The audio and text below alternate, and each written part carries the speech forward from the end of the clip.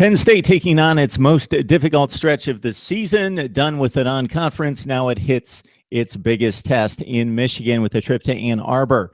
We bring in Ellie Moretta-Felice from Black Shoe Diaries to help us sort out Michigan at Penn State, with the Nittany Lions having to up their game this week, definitely to compete with the third or fourth ranked team in the country as it stands right now. Ellie, appreciate you jumping on board here.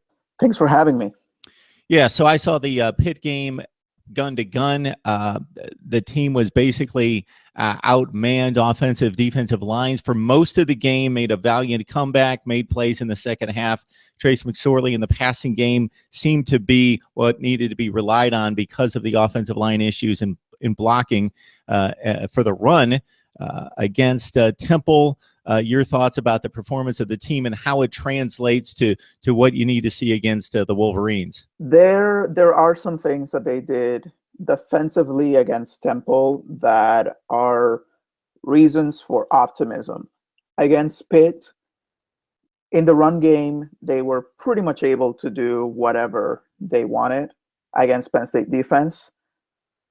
Against Temple, they did a much better job on focusing on Jihad Thomas, which is the Temple running back that came back from injury for this game.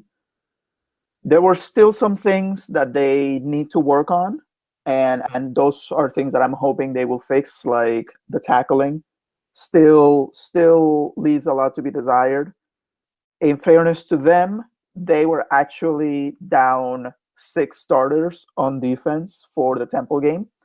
And within those starters that went out were all 3 of the starting linebackers.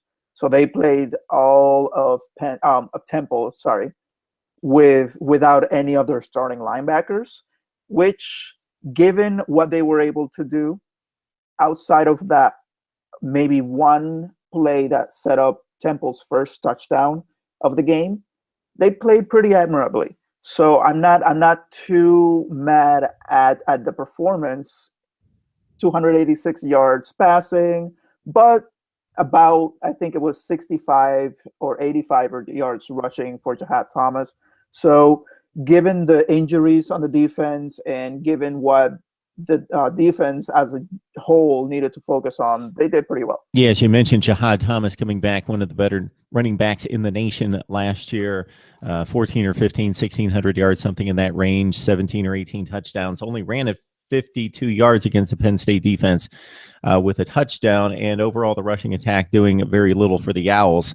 So in regards to those injuries you talked about, going back a week before that, guys were leaving the football game, Brandon Bell in particular, a number of guys getting nicked up. So that kind of multiplied against Temple. What's the status of most of those guys? I know we don't get injury reports, but based on what you saw on the field and are hearing, what's the speculation? Yeah, when it comes to James Franklin, you have a better chance of getting struck by lightning twice than getting any sort of injury reports. And I'd be lying to you if I said I had any substantial information about who's coming back, who's not coming back. We hope that at least 2 of the 3 linebackers are able to come back. Brandon Bell and Naeem Wortman-White, we're hoping, will be back. Jason Cabinda's probably out for a little longer regardless.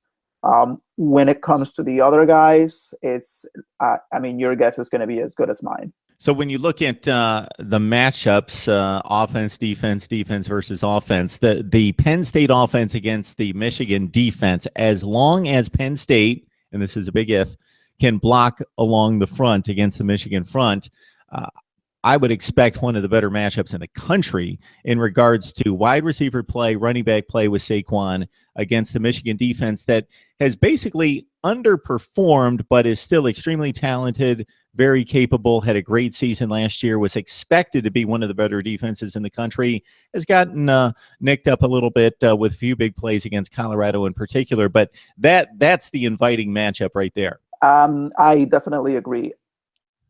Given the reputation and the expectation that the Michigan defense had coming into the season, given how they played against UCF, a team that, although they only scored 14 points, gained a lot of yards on the ground, given how much and how easily Colorado was able to move the ball, especially in the first half before their quarterback went out with injury. I'm I'm not ready to make any sweeping declarations, but I feel a lot better today than I did 2 days ago about the game. It might not mean much in terms of who ends up winning, but there are three things that I believe Penn State will need to do on offense if they want to succeed. One, if they can avoid turning the ball over more than 3 times a game like they have so far this season, out of all of their turnovers, 5 of them have led to touchdowns for the opponent's team. They can limit that. One, if they can establish a consistent running game. Two, Saquon Barkley's heroics aside, the running game so far has been very inconsistent. Sometimes there are holes available, but most times it's more about how Barkley or Andre Robinson and Miles Sanders and Mark Allen, when Barkley was out for most of the first half against Temple, it's been more on them than it has been on the consistency of the offensive line. So if they can get a consistent running game, that's number two. And then number three is, can they score touchdowns in the red zone? They have been very adept at doing this season. But if you go back to last year against Michigan, Penn State took 3 trips to the red zone, and on each trip they came away with only 3 points.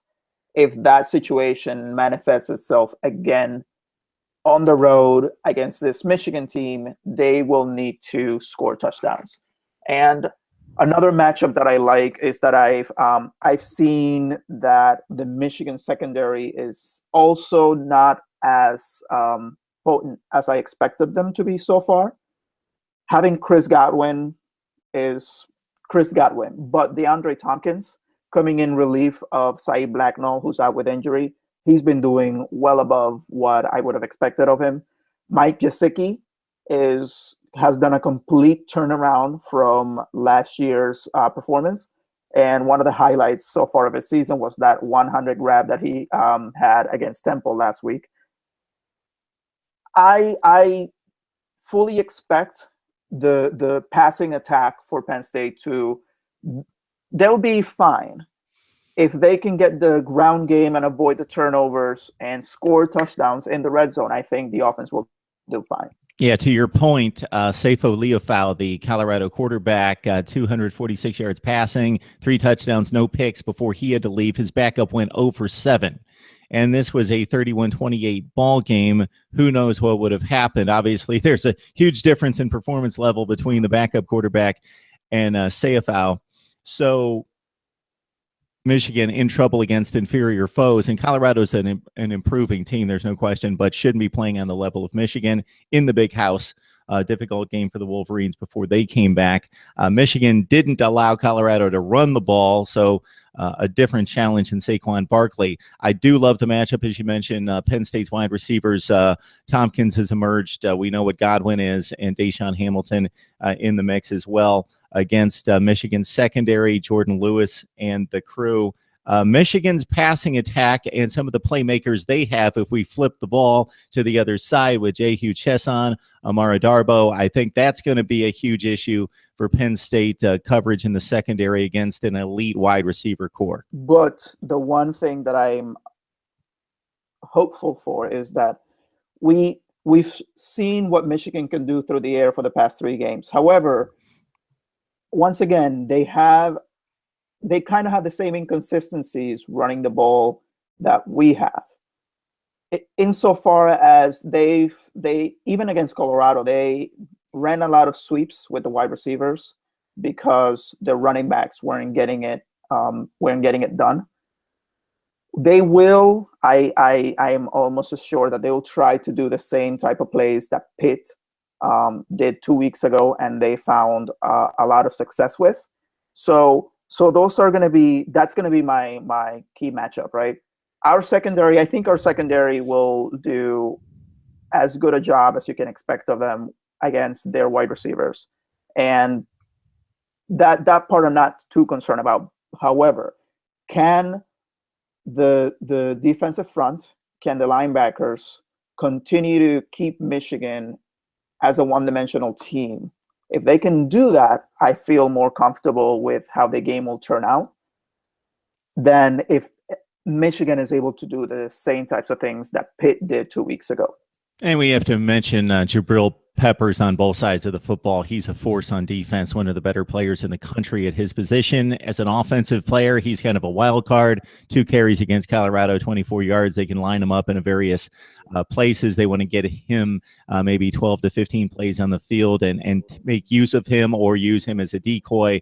That's kind of tricky. Jake Butt, one of the best tight ends in college football for Michigan as well, 7 receptions against Colorado. Well, Ellie, we know that you and the boys later in the week will make your predictions on Black Shoe Diaries. So we invite everyone and encourage you guys to check out the posts throughout the week on Michigan, Penn State, and the predictions later in the week. I will make my prediction as well, but I need a whole lot of time to think this one and the other ones through. So those usually come out on Thursday and Friday. Ellie, we appreciate the time. Ellie Moretta Felice from Black Shoe Diaries setting us up for Penn State, Michigan. This is always a fun one, traditional rivalry, and one that I always have to see, regardless of the records. But in this one, it's a Penn State team that we need to see. Have they broken through to the upper echelon of the Big Ten? And, of course, we know what the expectations are for Michigan. Ellie, thanks so much for the time. Thank you.